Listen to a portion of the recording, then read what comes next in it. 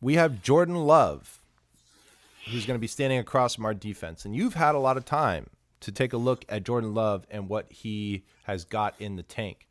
I had a feeling early on that Jordan Love was going to be an improved player, and certainly not someone that the Packers were eager to try to replace in the draft at some point. I think they really had belief in him, and we're seeing flashes of exactly why they did.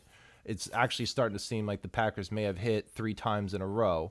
What has been your perspective of Jordan Love throughout this season, both the good and the bad?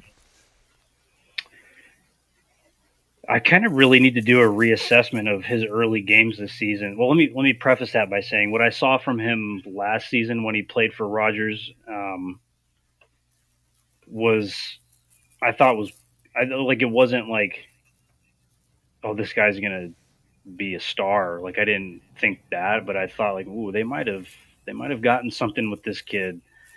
And he had a couple of random starts, and he had one in 2021 against the Chiefs. It was all right. It didn't go great.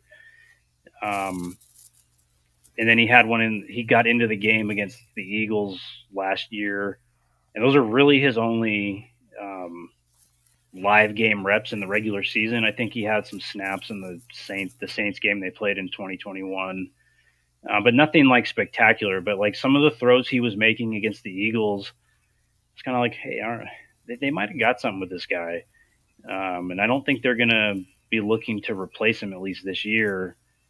But I don't, and I think if they lose Rodgers, they'd be comfortable with him, and they were like they committed to him right away once they traded Rodgers. I think they knew they were going to be rid of Rodgers. They just didn't know when. Um, but everything they did signaled that he was the guy. He was going to get his shot. It didn't matter how this season turned out. He was going to play the whole year.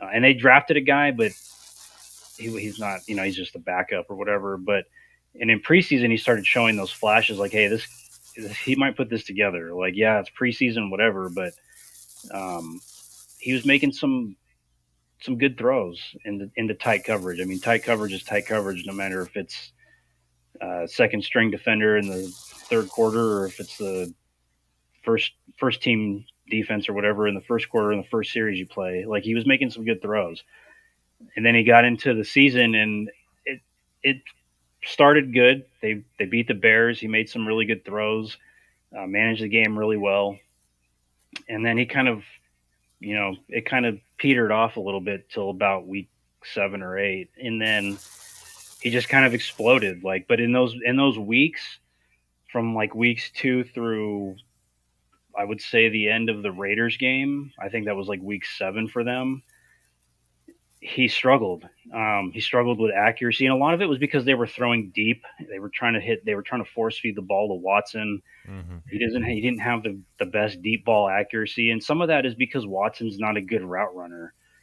Um, Overrunning his landmarks, not even getting to his landmarks on his routes, getting pushed off his routes, and that was the same for all the receivers running the wrong routes.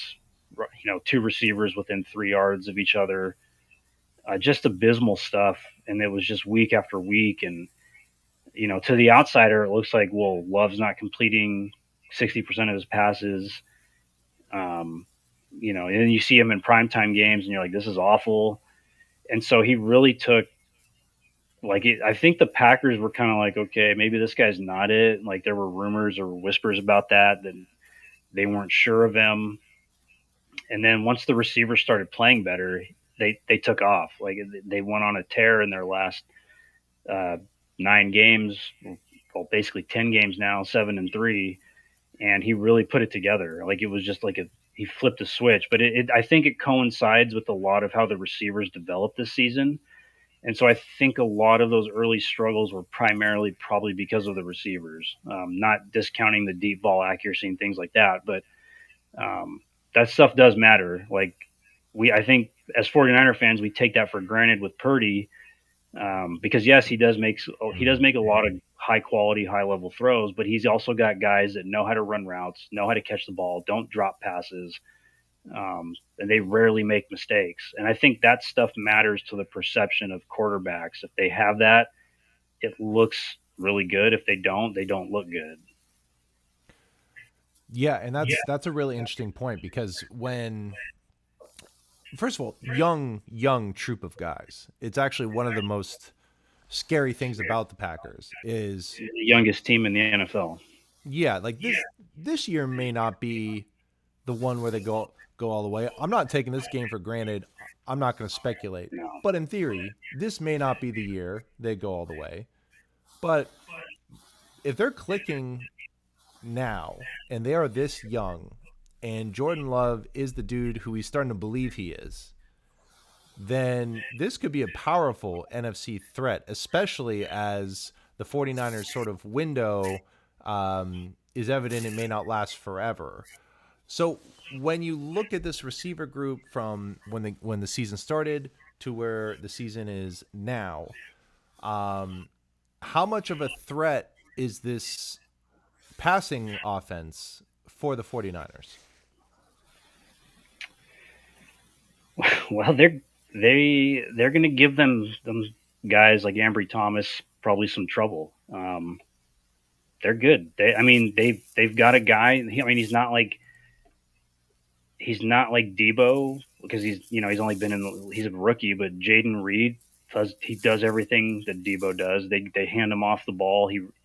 He runs those end around running plays. He's taken a couple to the house this season, just like Debo. Romeo Dobbs, strong at the catch point, strong hands, catches everything thrown at him. That he's kind of like a faster, in that regard, Jawan Jennings. Like he has speed. Um, Dontavian Wicks, another speedy, shifty receiver that catches everything. Like these guys don't, they're not. I mean, they're barely two years in the league. Some of these guys, and they're good. Like Reed and Wicks are rookies. Dobbs is a second year. Watson's a second year.